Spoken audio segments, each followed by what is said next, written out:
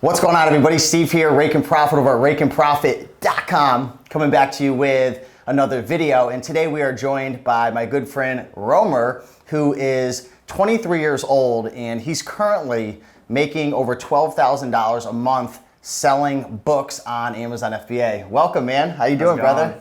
Great to have you here. So why don't you share with people a little bit about your story, because you're 23 years old, you're very young. I know there's a lot of people who are watching, kids who are 18, 19, 20 who want to start making money, and even people who are in their 30s and 40s that want to start flipping books. How the heck are you 23 years old? You know, you're doing over $10,000 a month. I think you're doing over $12,000 a month. How are you doing it? What's your story, man?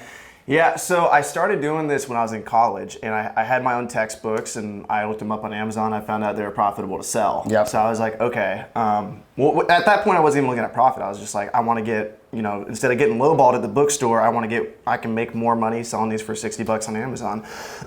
So I started doing that, and back then I thought you had to take pictures of every single book for Amazon listings. Like on eBay. Yeah, I thought it was like that. So I was taking pictures of every single book, and then like I was putting myself in the picture, like with the book. It was bad. And then that kind of, I kind of became known as a book guy because I just talk a lot anyway, and I wasn't consuming anyone's content. I was just doing this on my own. And then at a certain point, I was doing so much volume, I was like, I need help shipping. And I ran across, I think it was Reezy's video on like how to do an FBA shipment. And then he linked me to Caleb Roth. And then once I got into that, I saw that he did like a road trip. He did like a road trip to Oklahoma. Yeah. Not living in his car, but living in and out of hotels, sourcing from thrifts and whatnot. Yeah. So he's hitting up thrift stores, and I was like, okay, like, and this kind of got my brain thinking people are really making a lot of money off this. So I took a $700 loan from my dad, and at the end of the semester, I just purchased as many textbooks as I could from all my friends, and the rest of the campus. I would go on the app, and I would post, I'm buying books in room 311, like Richard said. Yeah, and then everyone would just come in my room and bring all their books in. So I did that. That's pretty crazy. So people literally just bring books to you. Why would they not like drop it off at the bookstore instead? Because I would give them more. I literally said, I'll give you $5 more in the bookstore. What do bookstores usually give? Like maybe like, I don't know, let's just say you scan a book and it's selling for like $100 used. Yeah. What's a bookstore typically They're give you? They're giving about 20%. 20%? Yeah. And you'd be willing to probably get what, like 50%? Yeah, I'll get more in the bookstore. Well, you $5 more, but still, that's an amazing yeah, and back then I was doing like 50%. Yeah. I was paying way too much, but yeah. So I took that $700 loan, and then I paid my dad back within a month. Like, so even before textbook season hit, I paid my dad back, and that's when I was like, that was so easy, you know. And I've always been an entrepreneur. I've always been, you know, pursuing like just cutting grass, stuff like that. And me and my buddy tried to make a landscaping company. Yeah. We did.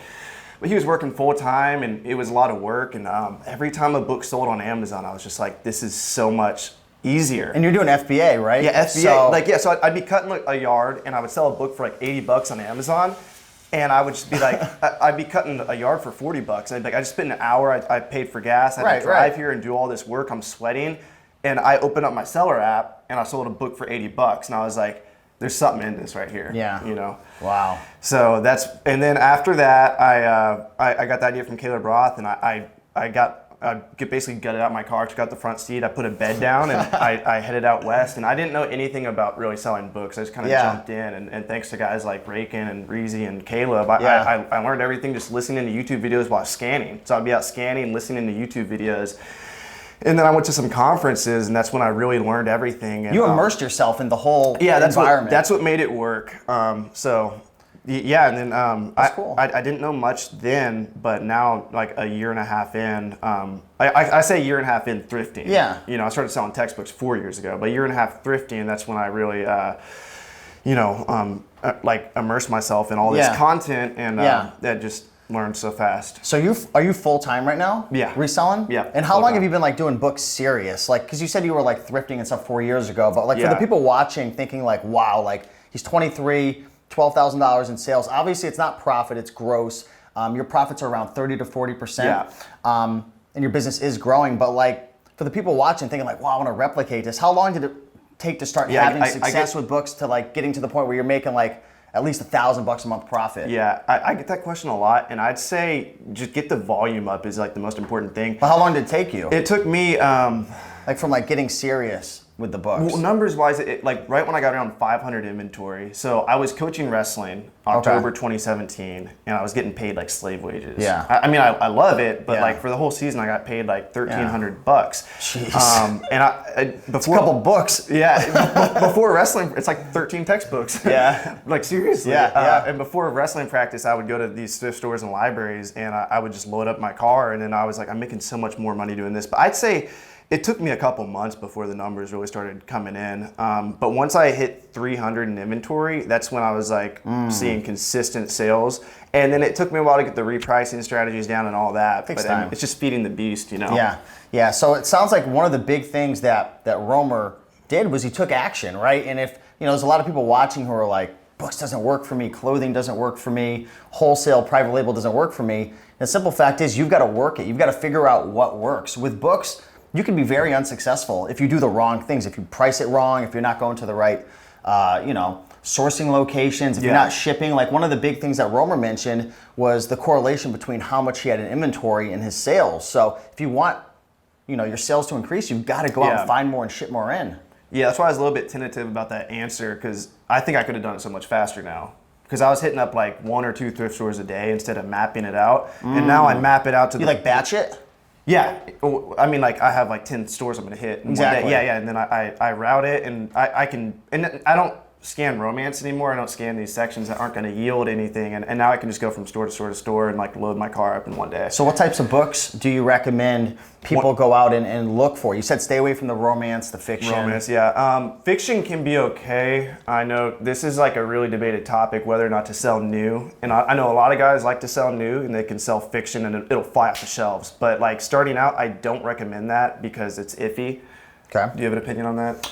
I'm you've got to just be careful, because like some people, like for the most part, selling new, I've never really had any issues. But if you get that one person who is like, oh, there's a wrinkle, there's an issue here or there, you know what I mean? Like I always like to under promise and over deliver. So by going new, you don't really have any wiggle room to like over deliver. Yeah, so unless it's wrapped, like if it's sealed and wrapped, I'm good. Yeah, but if it's with sealed the fiction, and wrapped, 100% that's sell it new. Because I mean, that's the difference. I was telling Jameson last night. It's the difference between $28 and $150 for textbooks. Like, because so many people are selling the textbook used. If you hop on that new listing, you can sell for $150. But textbook sections, any nonfiction. Today, there's a lot of competition out there, so the non-barcodes are huge. So I'll pull a lot of books, and after you get scanning for a while, you'll get used to what books are good. Pull them off the shelf and scan the front cover. You know, with the seller. A lot of people don't know that. They'll avoid them. What do you do if the book doesn't have a barcode? Okay, so what I do is I'll be scanning the section, and I'll pull everything without a barcode that my gut tells me might be good. Because it's weird, odd, obscure. Yeah, unique. and starting out, maybe pull everything. And sometimes that's actually the best plan, because even today I pull books that I don't think are good, and they're like $50. You know, so I just don't know. Yeah. I think a lot of booksellers like to think they know, but really until you scan the book, you don't. So I pull everything that's nonfiction without a barcode, and I'll stack it up in a big pile, and then I'll open up the Amazon Seller app, which is free. The Amazon Seller app's free, and it's like one of the best apps out there. And I'll just blaze through them. I'll just go down, pull it, down, pull it, down, pull it, and put them back on the shelf. And anything that's good, I'd say like the acceptance rate with non-barcodes is like twice as high. Right, absolutely.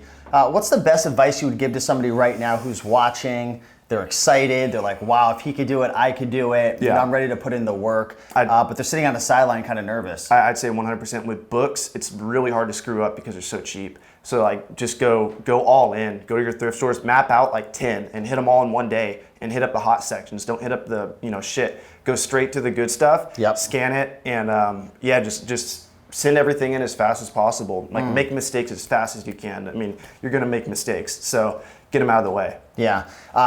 And we got a couple more things to talk about, but if you guys aren't following Romer, he does have an Instagram and a YouTube. I'm going to link that up down below, which is Romer the Romer, R-O-M-E-R. That's my name, and then R-O-A-M-E-R, because I roam all over the country. Yeah, so Romer the Romer. Travels all around, roams around, and yeah, he posts a lot on Instagram. We are trying to build up his YouTube channel. I think you have like a couple hundred subscribers over there, so we got to get you over 1,000 subscribers. But last question, like what's your biggest goal moving forward in your book business? Like where do you see yourself at the end of the year? Do you have like a goal in terms of sales or profit? Yeah, I have 2 goals. One goal is 500K sales. Ooh. Just with books? Just with books, yeah. Damn. So I set the bar high. 500K sales. So I mean, every single morning that's like the background on my Like a couple phone. 100K profit. Yeah. So that's my goal this year, and I'm gonna have to do that by getting a lot of people involved. So I'm gonna be paying a lot of other people on consignment money. You know, so I'm doing business with people. So a lot of that Amazon payout's nice each month, but then I got to split that up and pay other parties.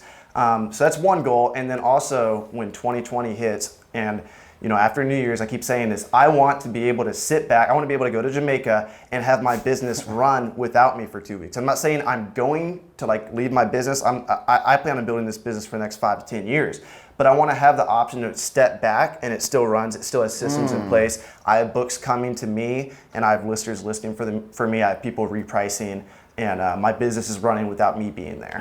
So This guy's so hungry. Like, he literally stayed the night last night. I don't know. Are you staying another night tonight? Yeah. Man, so. Unless you're going to kick me out. No, man. I mean, I gave him a great floor to sleep on. We have no couches in this place yet. I just moved in here. But we're shooting a bunch more videos. We actually have a video, I'm looking at my notes, how to find $1,000 a month to sell on Amazon, which is, you're finding about 1,000 books a month. We're also going to be talking about his top sourcing strategies for flipping books on Amazon. So be sure to subscribe to this channel. We're going to be releasing like a new video every week for the next month or so.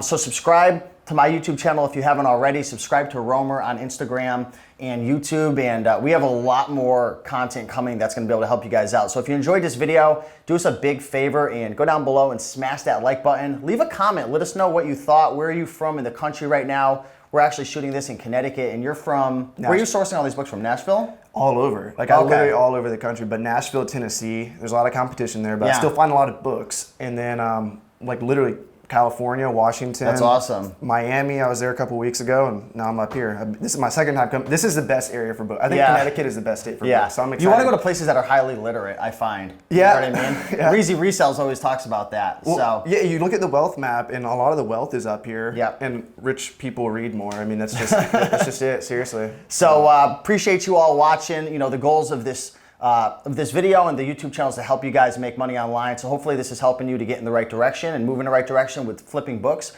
Got a lot more content coming, but until next time, we'll see you in the next video. Peace.